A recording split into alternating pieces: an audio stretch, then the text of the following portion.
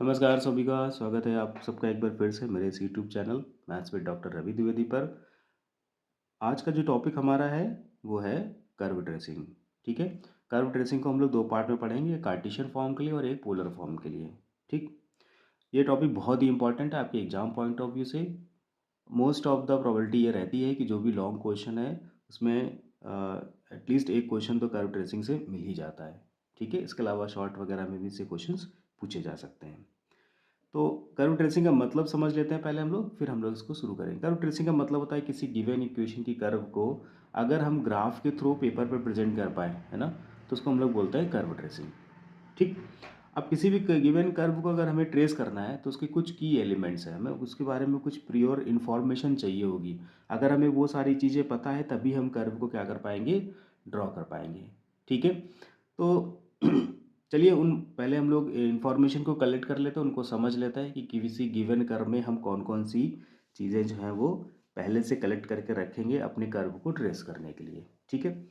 तो चलिए शुरू करते हैं। सबसे पहला जो हमने की एलिमेंट लिया है वो लिया है सिमेट्री। ठीक है। तो सिमेट्री का मतलब हम सब जानते हैं, किसी अगर ग्राफ में किसी पार्ट की अगर मिरर इमेज दिख रही है ना, तो जिसके अबाउट वो मिरर इमेज दिख रही है हम कह देंगे वो उसके अबाउट सिमेट्रिक है। ठीक है। जैसे मैंने ये ग्राफ एक ड्रॉ किया हुआ है ना, तो अगर हम ये देखें, अगर ये हमारी वाई एक्सिस है और ये एक्स एक्सिस, तो हम कह देंगे ये कर्व हमारा वाई एक्सिस के अबाउट इसकी क्या है, मिरर इमेज है ना। जैसा इसके लेफ्ट में दिख रहा है वैसा इसके राइट में दिख रहा है। तो ये कर्व जो हो गया वो सिमेट्रिक अबाउट क्या हो जाएगा, वाई एक्सिस हो जाएगा। सिमिलरली जैसे ये मैंने ड्रॉ किया है, तो ये क्या दिख रही है, लाइन दिख रही ना, एक्स एक्सिस। अब इसके बोथ से लेफ्ट और राइट में, मतलब इसके अप और डाउन में कैसा दिख रहा है, कर्व सेम दिख रहा है। तो हम कह देंगे जो कर्व हमारा है वो एक्स एक्सिस के अबाउट सिमेट्रिक है। ठीक है। अब चलिए मैथमेटिकली हम लोग देख लेते हैं कैसे इसको हम लोग चेक करेंगे। तो मैंने यहाँ पे कुछ टाइप्स लिस्ट आउट किए हुए हैं। जैसे पहला है अबाउट एक्स एक्सिस। तो अगर कोई कर्व हमारा एक्स एक्सिस के अबाउट सिमेट्रिक है तो हम क्या करेंगे इसमें, मान लो हमारे इक्वेशन दी गई f x y equal to zero, तो हम लोग क्या करेंगे इसमें वाई को माइनस वाई से रिप्लेस करा देंगे ना, वाई की जगह माइनस वाई रख देंगे। तो एफ एक्स माइनस वाई की वैल्यू क्या आ जाएगी, अगर फिर से एफ एक्स वाई आ जाती है, ठीक है, तो हम कहते हैं curve is symmetrical about x axis. या फिर हम चेक कर लेंगे कि जो हमें इक्वेशन दी गई है उसमें y की पावर जो है ना इवन पावर है, मतलब सम घात है। जैसे y की घात 2 है, 4 है, 6 है, 8 है, इस तरीके से अगर ऐसा मिलता है तो हम कह देंगे जो हमारा कर्व है वो सिमेट्रिक अबाउट एक्स एक्सिस है। नेक्स्ट है अबाउट वाई एक्सिस। ठीक है। वाई एक्सिस को चेक करने के लिए सेम प्रोसेस है। अगर हमारी equation f x y equal to zero है, ठीक है, and f of minus x y की जो वैल्यू है वो फिर से क्या है, एफ एक्स वाई के इक्वल है, राइट। एफ ऑफ मतलब एक्स की जगह माइनस एक्स रख देंगे और अगर हमें फिर से कर्व मिल जाता है, सेम इक्वेशन मिल जाती है, देन हमारा कर्व जो है वो क्या है, सिमेट्रिक अबाउट वाई एक्सिस है। या फिर दूसरी चीज़ हम क्या चेक करेंगे इसमें, इवन पावर्स ऑफ एक्स। अगर एक्स की इवन पावर है तो हम कह देंगे कर्व हमारा कैसा है, सिमेट्रिक अबाउट एक्स एक्सिस है। अब मान लेते हैं कि एक्स की जगह माइनस एक्स रख दिया, वाई की जगह माइनस वाई रख दिया, फिर भी कर्व में कोई चेंजेस नहीं आ रहे हैं। या फिर अदर वर्ड्स में हम ऐसा कह सकते हैं एक्स और वाई दोनों की पावर कैसी है, इवन है ना।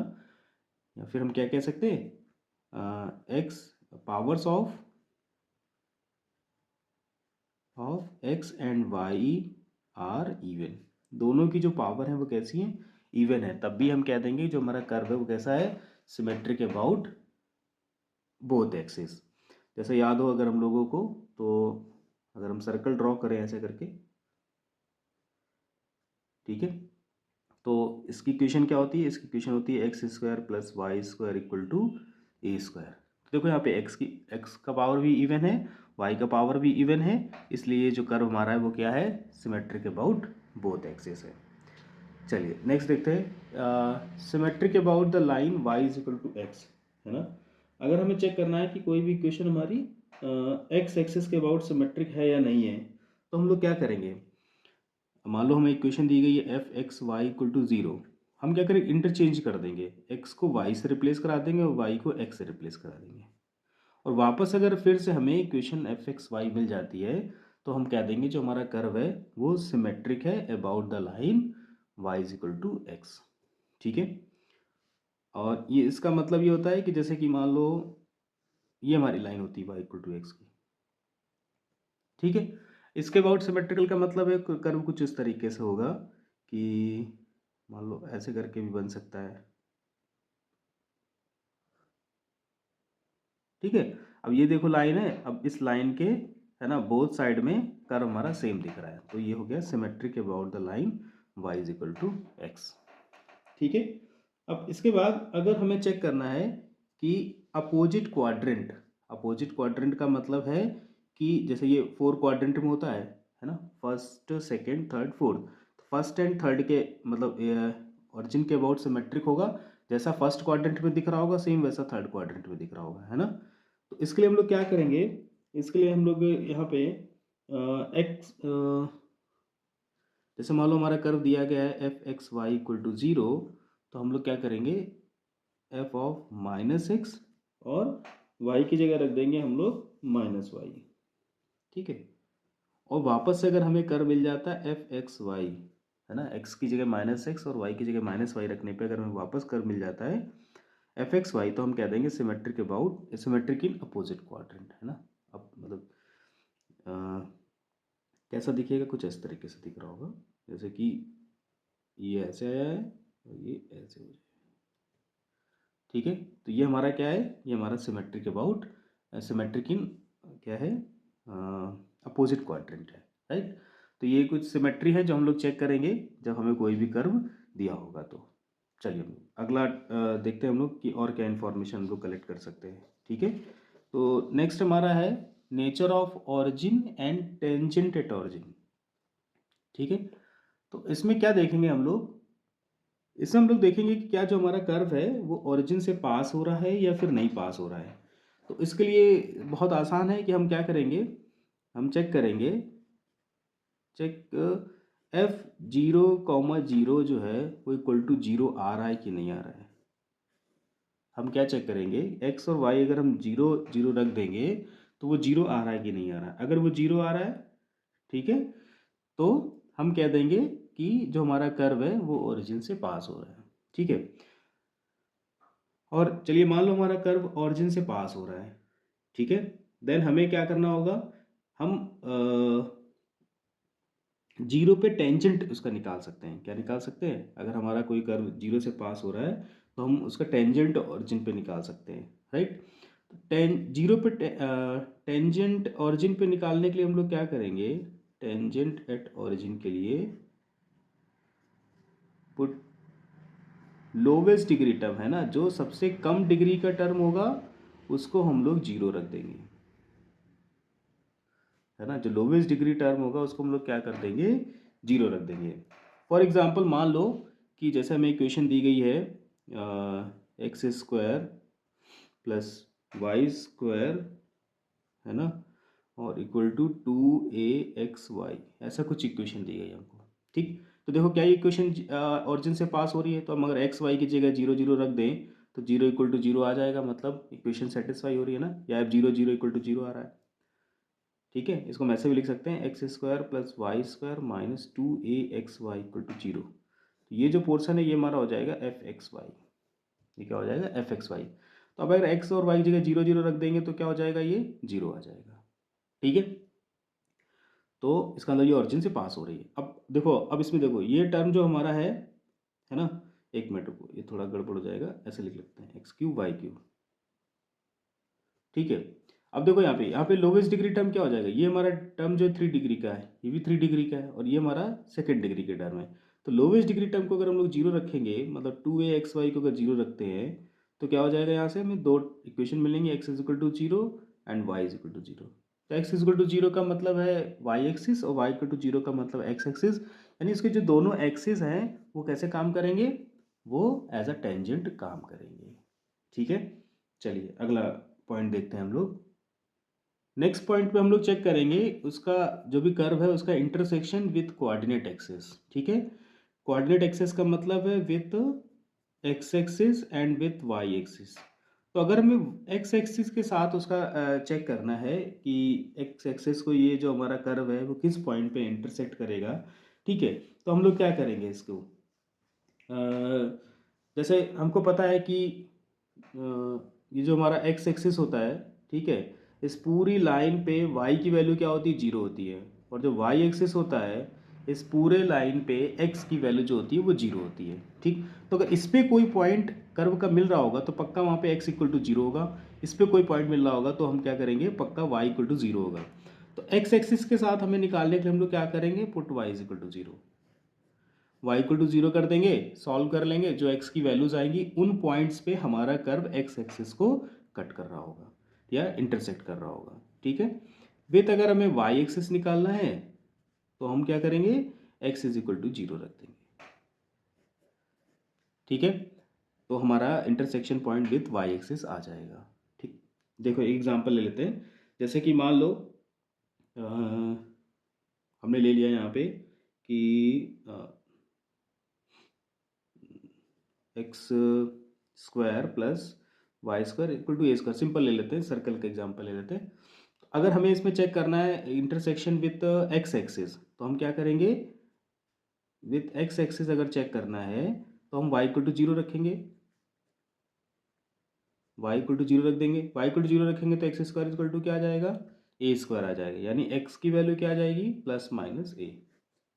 यानी एक्स एक्सिस को ए पॉइंट और माइनस ए पॉइंट पे कट कर रहा है ना। तो हम देखते हैं जब सर्कल हमारा इस तरीके ड्रॉ होता है तो एक इधर भी कट करता है, इंटरसेक्ट करता है, और यहाँ भी इंटरसेक्ट करता है। तो माइनस ए पे भी इंटरसेक्ट करेगा और प्लस ए पे इंटरसेक्ट करेगा। सिमिलरली अगर हम Y X equal to zero रख देंगे तो Y equal to plus minus A आ जाएगा, यानी वाई एक्सिस को भी वो ए और माइनस ए पे इंटरसेक्ट करेगा।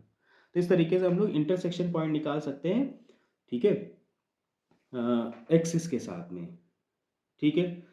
अब चलिए अगला पॉइंट देखते हैं हम लोग, एसिम्प्टोट्स पे, है ना। तो एसिम्प्टोट्स का मतलब ये होता है कि ऐसी लाइंस, है ना, जो कर्व को, है ना, इस तरीके से लगे कि वो इन्फिनिटी पे जा करके मिलेंगी, है ना, बट वो कभी भी उस कर्व को ना तो इंटरसेक्ट करेंगी और ना ही उसको टच करेंगी, ठीक है। मतलब वो ना तो इंटरसेक्टिंग लाइन है और ना ही वो टेंजेंट है। वो एक ऐसी एक तरीके से कर्व की बाउंड्री है बस वो, ठीक है। वो ऐसा लगेगा कि वो कर्व को जाकर मिलेंगी इन्फिनिटी पे जाके, पर वो ऐसा मिलती नहीं है, ठीक। तो एसिम्पटोट के लिए हम लोग क्या करेंगे, पैरेलल टू एक्स एक्सिस एसिम्पटोट निकालेंगे, पैरेलल टू वाई एक्सिस एसिम्पटोट निकालेंगे, ठीक है। और इसके अलावा फिर जनरल एसिम्पटोट होता है ना, जनरल एसिम्पटोट्स,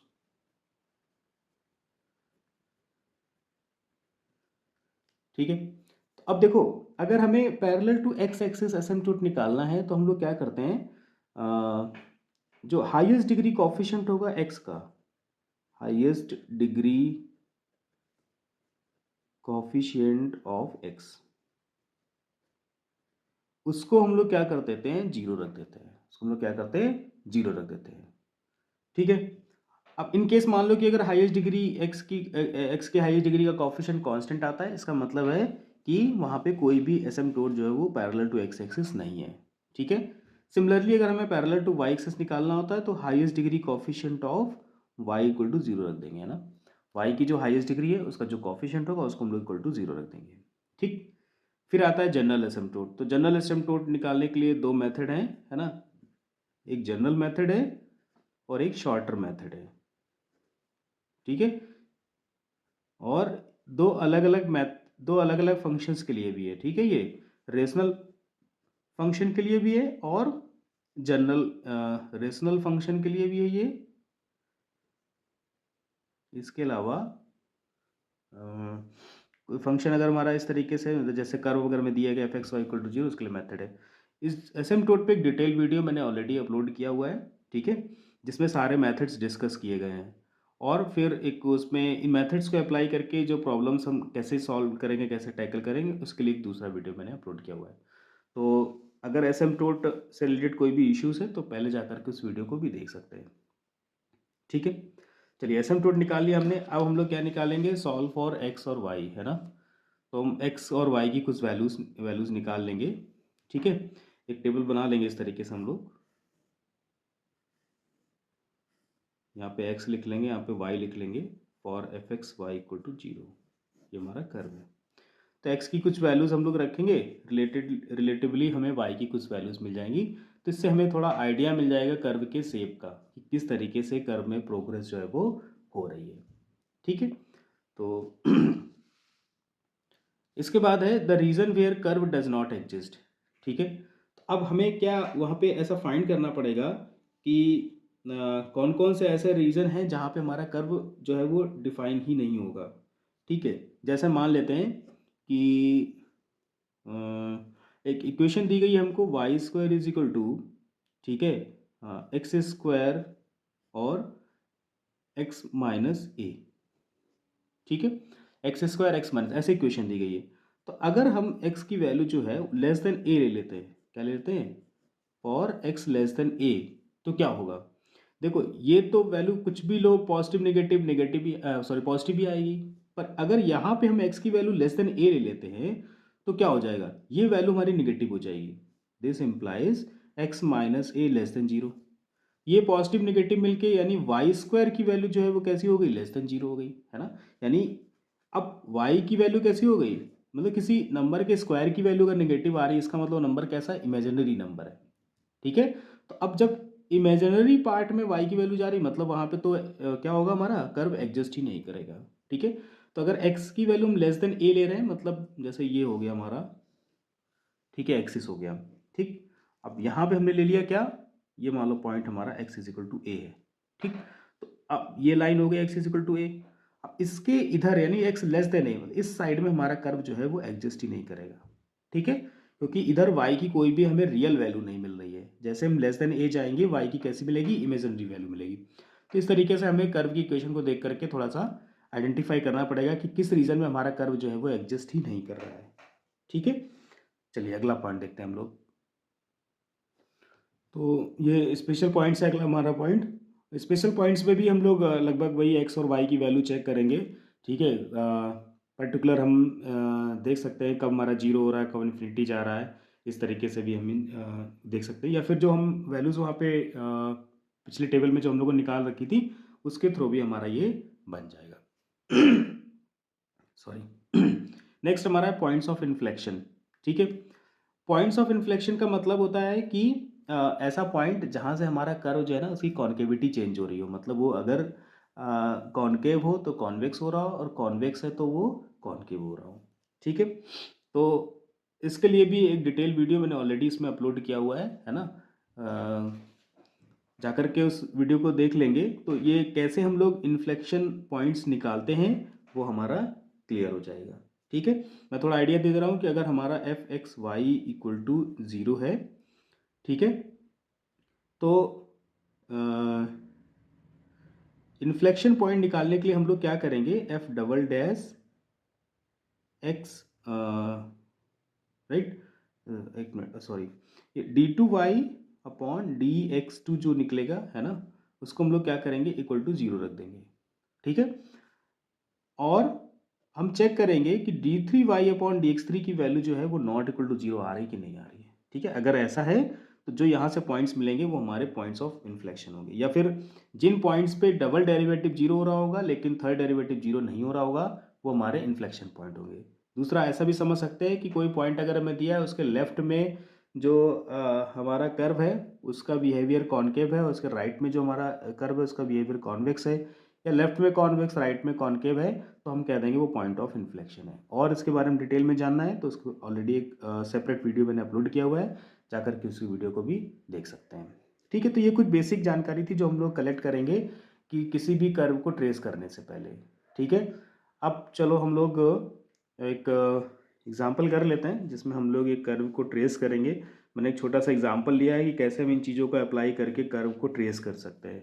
ठीक है, तो हमारा एग्जाम्पल है trace the curve y is equal to x cube. ठीक है, चलिए शुरू करते हैं हम लोग। तो सबसे पहले हम लोग क्या चेक करेंगे, सबसे पहले हम लोग चेक करेंगे सिमेट्री, राइट।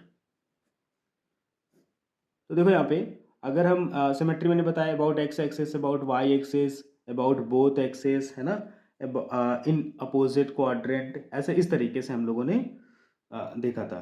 ठीक है, अब अगर हम लोग बात करें इस कर्व की और इसकी सिमेट्री चेक करें, देखो यहाँ पे x की पावर जो 3 है मतलब ऑड है। ठीक है, तो y के अबाउट सिमेट्रिक नहीं होगा। वाई की पावर चेक करें तो 1 है, वो भी ऑड है, इसका मतलब एक्स एक्सिस के अबाउट भी सिमेट्रिक नहीं होगा। ठीक है, अगर हम इसकी पावर अगर हम यहाँ पे देखें,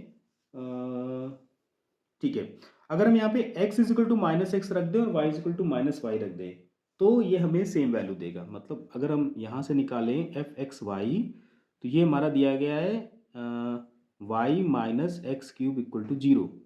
ठीक है, अगर हम यहाँ पे x की जगह माइनस एक्स रख दें और y की जगह माइनस वाई रख दें तो क्या मिलेगा हमको, देखो minus y minus minus x whole cube equal to zero.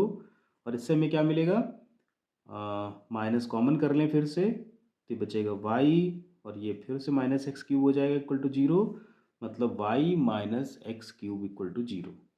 तो ये हमें क्या मिल गया, फिर से एफ एक्स वाई मिल गया, फिर से क्या मिल गया हमें, एफ एक्स वाई मिल गया। तो अगर x की जगह माइनस एक्स वाई जगह माइनस रखने पे एफ एक्स वाई मिल रहा है, इसका मतलब ये जो हमारा है सिमेट्रिक क्या है, इन अपोजिट क्वाड्रेंट है, इन अपोजिट क्वाड्रेंट। तो देखो ये कोई ज़रूरी नहीं कि हमने जितने भी टाइप सिमेट्री पढ़े हैं हर कर्व सब में सिमेट्रिक होगा, है ना। हमें सबको चेक करना पड़ेगा और देखना पड़ेगा कि जो कर्व हमारा है वो कहाँ पे सिमेट्रिक है कहाँ पे नहीं है। ठीक, दूसरा क्या था हम लोग क्या ये हमारा कर्व ओरिजिन से पास हो रहा है तो हम एफ जीरो कॉमा जीरो रख के चेक कर लेंगे और वो वैल्यू क्या आ जाएगी, जीरो आ जाएगी, है ना। वाई जीरो रखेंगे, राइट, एक्स की जीरो रखेंगे तो ये जीरो आ जाएगा। तो मतलब कर्व क्या है, पासिस थ्रू ऑरिजिन। कहाँ से पास हो रहा है, थ्रू ऑरिजिन। ठीक है, अब इसके बाद हम चेक करेंगे इसका टेंजेंट एट ऑरिजिन, है ना। क्या चेक करेंगे, टेंजेंट एट ऑरिजिन। देखो मैंने बताया था ऑरिजिन पे टेंजेंट चेक करने के हम लोग क्या करते हैं, जो लोवेस्ट डिग्री टर्म होता है उसको हम लोग जीरो कर देते हैं। ठीक है, अब y equal to x cube में लोवेस्ट डिग्री टर्म जो है वो y है। ठीक है, लोवेस्ट डिग्री टर्म क्या है, y है। तो y को अगर हम जीरो करेंगे मतलब x एक्सिस जो हमारी होगी ना वो एज अ टेंजेंट काम करेगी। कैसे काम करेगी, टेंजेंट की तरह काम करेगी। ठीक है, चलिए आगे बढ़ते हैं, इसमें और पॉइंट चेक कर लेते हैं हम लोग अभी। थर्ड हम लोग चेक कर लेते हैं क्या ये जो हमारा कर्व है वो एक्सिस को इंटरसेक्ट कर रहा है कि नहीं कर रहा है ना। Intersection with axis, intersection with axis. तो देखो यहाँ पे अगर हम लोग x is equal to zero रख दें, ठीक है, क्या रख दें, x is equal to zero रख देंगे तो हमें इंटरसेक्शन मिलेगा विथ वाई एक्सिस, और वाई इक्वल टू जीरो रख दें तो इंटरसेक्शन विथ एक्स एक्सिस। तो हमारी इक्वेशन क्या है, हमारी इक्वेशन है f x y is equal to y minus x cube. तो अगर यहाँ से हम x कॉमा जीरो निकालेंगे, ठीक है, x कॉमा जीरो निकालेंगे मतलब y जगह जीरो रख देंगे तो minus x cube equal to zero आएगा, यानी x इक्वल टू जीरो आ जाएगा। y इक्वल टू जीरो रखने पे क्या आ रहा है, x इक्वल टू जीरो। और अगर हम यहाँ पे x की जगह जीरो रख देते हैं तो क्या मिलेगा हमें, y और वो इक्वल टू क्या जीरो। ठीक, तो दोनों केसेस में हमें सिर्फ एक ही पॉइंट मिल रहा है यानी जीरो कॉमा जीरो। ठीक, तो ये क्या करेगा, कर्व सिर्फ ऑरिजिन पे इंटरसेक्ट करेगा। ठीक है, तो ये केवल ऑरिजिन पे इंटरसेक्ट करेगा। अगला पॉइंट हम लोग देख लेते हैं। अब हम लोग देख लेते हैं इसका एसिम्प्टोट क्या होगा, है ना। तो एसिम्प्टोट के लिए मैंने बताया था कि अगर हमें पैरेलल टू एक्स एक्सिस निकालना होगा तो हम क्या देखेंगे, एक्स की हाईएस्ट डिग्री का कॉफिशिएंट। तो यहाँ पे एक्स की हाईएस्ट डिग्री क्या है, एक्स क्यूब है, उसका कॉफिशिएंट क्या है, -1। तो यानी कि वो कांस्टेंट है, यानी दो no asymptote parallel to x axis. फिर हम इसी तरीके से देख लेंगे वाई वाई एक्सिस क्या पैरेलल टू वाई एक्सिस कोई एसिम्प्टोट है, तो अब वाई का कॉफिशिएंट भी यहाँ पे कांस्टेंट है, इसका मतलब कोई वाई एक्सिस के पैरेलल भी कोई एसिम्प्टोट नहीं है। ठीक है, अब इसके अलावा किसी दूसरे एक्सिस एक्सिस किसी दूसरे पॉइंट पे तो इंटरसेक्ट ही नहीं कर रहा है। ठीक है, तो इसका मतलब है कि इसमें कोई भी एसिम्प्टोट नहीं होगा, नो एसिम्प्टोट। ठीक, फिर हम लोग रीजन इसका चेक कर लेते हैं। देखो हमें इक्वेशन क्या देगी, y is equal to x cube. तो अगर x की हम पॉजिटिव वैल्यू लेंगे व्हेन x इज पॉजिटिव, ठीक है, तो हमें क्या मिलेगा, y पॉजिटिव मिलेगा। ठीक, जब हम x की वैल्यू नेगेटिव लेंगे, क्या लेंगे, नेगेटिव लेंगे तो y की वैल्यू हमें क्या मिलेगी, नेगेटिव मिलेगी, राइट। देखो x positive y positive, x negative y negative, ऐसा कब होता है, ऐसा होता है केवल फर्स्ट क्वाड्रेंट में और थर्ड क्वाड्रेंट पे। ठीक है, कहाँ होता है, और हमने पहले भी सिमेट्री में चेक किया हुआ है कि ये जो हमारा कर्व है वो कैसा है, सिमेट्रिक है इन अपोजिट क्वाड्रेंट। ठीक है, चलिए तीसरी चीज चेक कर लेते हैं। ऑरिजिन एक ही पॉइंट है जहाँ पे कर्व इंटरसेक्ट कर रहा है, तो वहाँ पे इन्फ्लेक्शन मतलब जो मल्टीपल पॉइंट्स हैं वो कैसे होंगे, है ना। पॉइंट्स ऑफ इन्फ्लेक्शन होगा कि नहीं होगा, उसको ज़रा चेक कर लेते हैं। ठीक, तो हमने क्या बताया था कि हम क्या करेंगे उसके लिए, वाई डबल डैश निकालेंगे। क्या निकालेंगे, वाई डबल डैश। तो वाई इज इक्वल टू हमें क्या दिया गया है, एक्स क्यूब दिया गया है। एक्स क्यूब को 2 टाइम्स डिफ्रेंशिएट कर दे तो क्या आएगा, 6x आ जाएगा, राइट। क्या आ जाएगा, एक्स क्यूब को 2 बार डिफ्रेंशिएट कर देंगे तो 6 क्यूब आ जाएगा। अब वाई डबल डैश में हम पॉइंट कौन सा रख देंगे, 0,0, क्योंकि 0,0 पे ही चेक कर रहे हैं, तो ये वैल्यू क्या आ गई, 0। तो यानी ऑरिजिन जो इसका है वो इन्फ्लेक्शन पॉइंट है, यानी ऑरिजिन के एक साइड में कर्व हमारा कॉन्केव होगा, मतलब इस तरीके, और एक साइड में हमारा कॉन्वेक्स होगा। ठीक है, कॉन्केव का मतलब होता है अगर हमारा कर्व जो है वो कप जैसा दिखे, है ना। कॉन्वेक्स का मतलब होता है, और कॉन्केव का मतलब होता है डाउनवर्ड ऐसा दिखे। ठीक है, कप को मतलब उल्टा कर दिया जाए और तो कॉन्केव दिखेगा, और सीधा कर दे तो कॉन्वेक्स जैसा दिखेगा। ठीक, अब देखो यहाँ पे, अब लेकिन ये पॉइंट्स ऑफ इन्फ्लेक्शन है कि नहीं है, इसको कंफर्म करने के लिए हम ट्रिपल डेरिवेटिव भी निकाल लेते हैं। ट्रिपल डेरिवेटिव इसका क्या आ जाएगा, 6 आ जाएगा। तो क्या हो गया, हम देख रहे हैं कि हमारा ट्रिपल डेरिवेटिव जीरो नहीं है। ठीक है, पॉइंट्स पे, लेकिन डबल डेरिवेटिव जीरो है। ठीक है, अब यहाँ पे देखो 0,0 रखेंगे तब भी 6 ही आएगा, तो ये जीरो नहीं है। ठीक, तो बहुत हमने क्या क्या इन्फॉर्मेशन इकट्ठा कर ली है। हमने देखा कि जो हमारा कर्व है ना वो सिमेट्रिक है ना, अपोजिट क्वाड्रेंट में, वो ऑरिजिन से पास हो रहा है। इसका टेंजेंट जो ऑरिजिन पे वो वाई एक्सिस है, मतलब y axis as a tangent की तरह काम करेगा। ठीक है, फिर इसके बाद जो sorry, Y equal to zero आ रहा है, एक्स एक्सिस जो हमारा है वो टेंजेंट की तरह काम करेगा टू ऑरिजिन। फिर वो एक्सिस को केवल ऑरिजिन पे कट कर रहा है, इसके अलावा किसी दूसरे पॉइंट पे इंटरसेक्ट नहीं कर रहा है, कोई भी एसिम्पटोट नहीं है। फर्स्ट और थर्ड क्वाड्रेंट में ही हमारा जो कर्व है वो लाई कर रहा है। ठीक है, और जो ऑरिजिन है वो हमारा इन्फ्लेक्शन पॉइंट है। ठीक, अब कुछ स्पेशल वैल्यूज और निकाल लेते हैं हम लोग, तो आइडिया हो जाएगा कि कैसे हमारा कर्व जो है वो मूव कर रहा है। ठीक है, तो देखते हैं जरा, हम अगर हम एक्स की वैल्यू यहाँ पे जीरो ले लेते हैं तो वाई क्या मिल जाएगा, जीरो मिल जाएगा, क्योंकि हमारी इक्वेशन क्या है, y is equal to x cube. 1 ले लेंगे अगर हम लोग तो वाई की वैल्यू भी क्या मिल जाएगी, 1। 2 ले लेंगे तो क्या मिल जाएगा, 8 मिल जाएगा। ठीक है, इसी तरीके से अगर हम यहाँ पे चलो नेगेटिव में ले लेते हैं कुछ वैल्यू, -1 पे -1, ठीक है, -2 पे -8। ठीक, तो और अगर हम देखें कि अगर ये वैल्यू हमारी प्लस माइनस इन्फिनिटी जाती है तो ये वैल्यू भी प्लस माइनस इन्फिनिटी ही जाएगी, है ना। अगर मैक्स की वैल्यू इन्फिनिटी पे ले जाते हैं, टेंड्स कराते हैं, तो वाई भी इन्फिनिटी की तरफ टेंड करेगा। ठीक, चलिए अब हम लोग इसको ड्रॉ कर लेते हैं।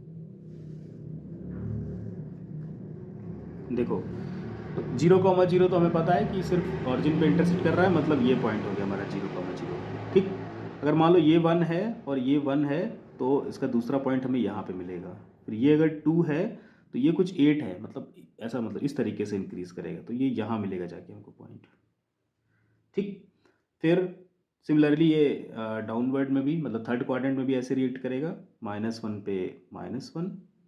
ठीक है, फिर -2 पे -8, मतलब कुछ इस तरीके से जाएगा ये।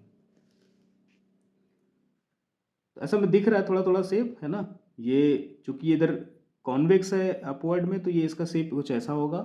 ठीक है, और यहाँ कॉन्केव है तो कुछ ऐसा शेप होगा, तो ये इस तरीके से हम लोग इसको ड्रॉ कर सकते हैं, ऐसे जाएगा ये। ठीक है, और ये हमारा इस तरीके जाएगा।